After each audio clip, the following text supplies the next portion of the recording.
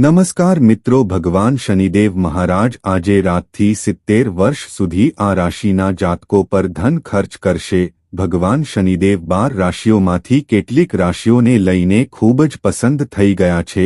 તે ભાગ્યશાળી રાશિ કઈ છે તે જાણવા માટે વિડિયોના અંત સુધી ચોક્કસ જોડાતા રહો। ભગવાન શનિદેવ મહારાજના આશીર્વાદથી આ રાશિના જાતકોને ધન સંપત્તિમાં ખૂબ વધારો થશે।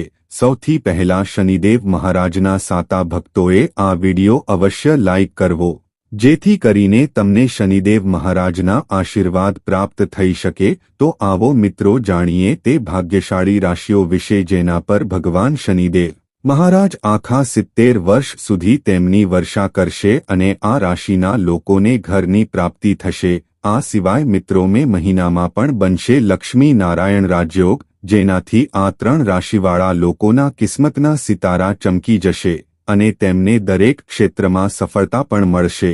કેમ કે મિત્રો જ્યોતિષ શાસ્ત્ર પ્રમાણે મે મહિનામાં બુધ અને શુક્રનો સંયોગ બનવા જઈ રહ્યો છે અને આ સંયોગ પણ મેષ રાશિમાં બનશે, જેનાથી મેષ રાશિમાં લક્ષ્મી નારાયણ રાજયોગનું નિર્માણ થશે અને જેની અસર દરેક રાશિઓ પર જોવા મળશે।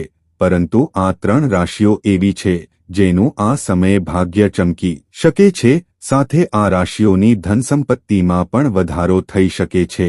તો મિત્રો તમારો કિંમતી સમય વેડફ્યા વિના આવો જાણીએ કે આ 3 ભાગ્યશાળી રાશિઓ કઈ છે। નંબર 1, મિથુન રાશિ। મિત્રો લક્ષ્મી નારાયણ રાજયોગ મિથુન રાશિના જાતકો માટે ખૂબ જ લાભદાયી સાબિત થઈ શકે છે, કારણ કે આ રાજયોગ તમારી રાશિની આવકના સ્થાન પર બનવા જઈ રહ્યો છે। તેથી આ સમયે તમારી આવકમાં જોરદાર વધારો થશે, તેમજ આવકના નવા સ્ત્રોત ઊભા થઈ શકે છે અને અંગત જીવનમાં તમારા પાર્ટનર સાથે સંબંધ મજબૂત થશે અને તમને કમાણી વધારવાની પણ ઘણી તકો મળશે। સાથે જ આ દરમિયાન તમને રોકાણથી લાભ થઈ શકે છે અને આ સમયે તમને શેર બજાર, સટ્ટા અને લોટરીમાં સારો લાભ થઈ શકે છે। નંબર 2, મેષ રાશિ।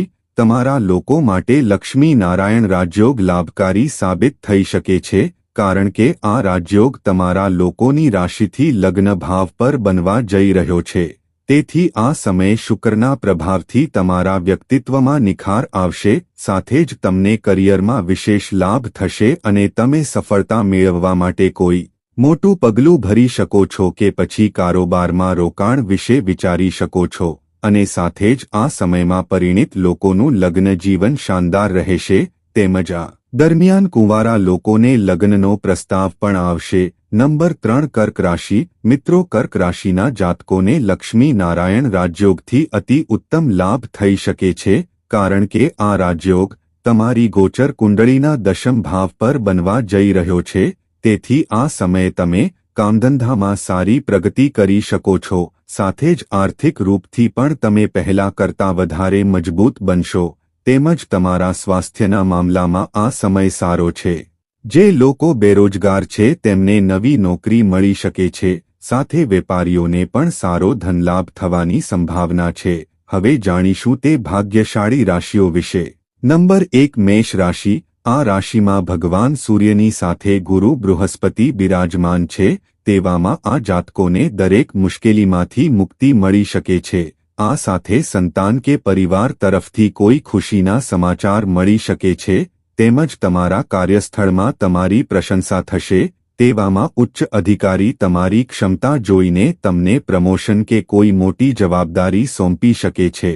ભગવાન શનિદેવની કૃપાથી બિઝનેસમાં ખૂબ લાભ મળવાનો છે અને પરિવારમાં લાંબા સમયથી ચાલી રહેલા વિવાદનો અંત આવશે અને બધા હળીમળીને રહેશે। જીવનસાથી સાથે સારો સમય પસાર થશે, તેમજ લાંબા સમયથી ચાલી રહેલા મતભેદ પણ દૂર થઈ શકે છે। આ સાથે જ તમારી આર્થિક સ્થિતિ મજબૂત થશે અને તમે દેવામાંથી બહાર આવી શકો છો। નંબર 2, મીન રાશિ। મિત્રો આ રાશિના જાતકો પર શનિદેવના વિશેષ કૃપા થવા જઈ રહી છે, ત્યારે આ રાશિને દરેક ક્ષેત્રમાં સફળતા મળવાની સાથે ધનલાભની પણ શક્યતા છે અને ઘર પરિવારની સાથે તમારો સમય પસાર થશે। તમારા જીવનમાં ચાલી રહેલી મુશ્કેલીનો અંત આવી શકે છે। આ સાથે જો તમે સટ્ટા, બિઝનેસ વગેરેમાં રોકાણ કરવાનું વિચારી રહ્યા છો તો તમને લાભ મળવાનો યોગ બની રહ્યો છે। તેવામાં તમને આર્થિક લાભ થશે અને તમે બચત પણ કરી શકો છો તેમજ આધ્યાત્મ તરફ તમારો ઝુકાવ થશે જેના કારણે તમે પરિવાર કે મિત્રો સાથે ધાર્મિક યાત્રા પર જઈ શકો છો।